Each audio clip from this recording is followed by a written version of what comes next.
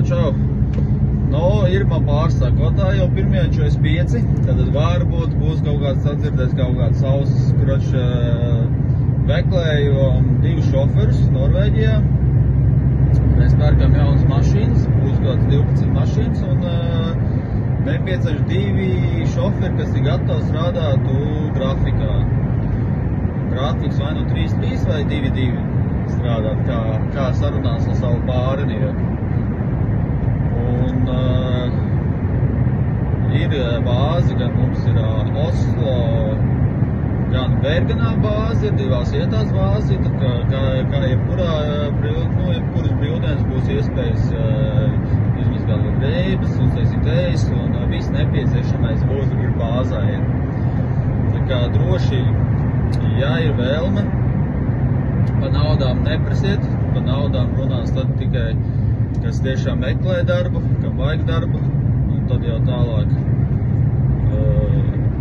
iedošu kontaktnumurs, kam zvanīt, interesēties. Tas nav latviešu kantoris, mēs esam daudz latviešu, kas strādā firmā, tas nav Latvijas kantori, ne Lietuvas, ne Leišu kantoris arī nav.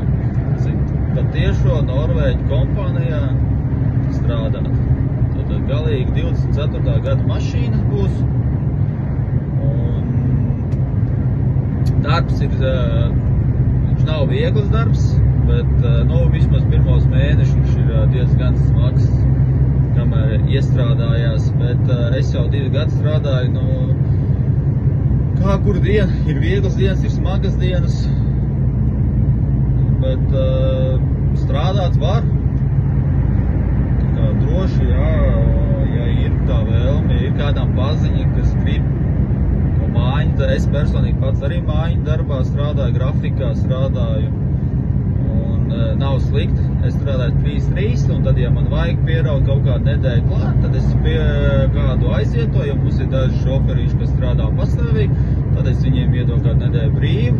Es redzu, vajag pat 2 nedēļas paņem ekstrā pastrādāju, jo tas 3-3 ir tā, ka tev sanāk citreiz mēnesī tikai 4 dienas nostrādāt, un tad loģiski, ka tu vajag pieraut vismaz nedēļu klāt, paņemt, pastrādāt.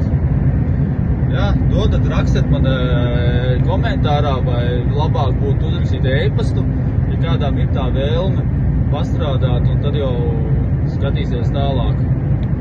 Davai, čau!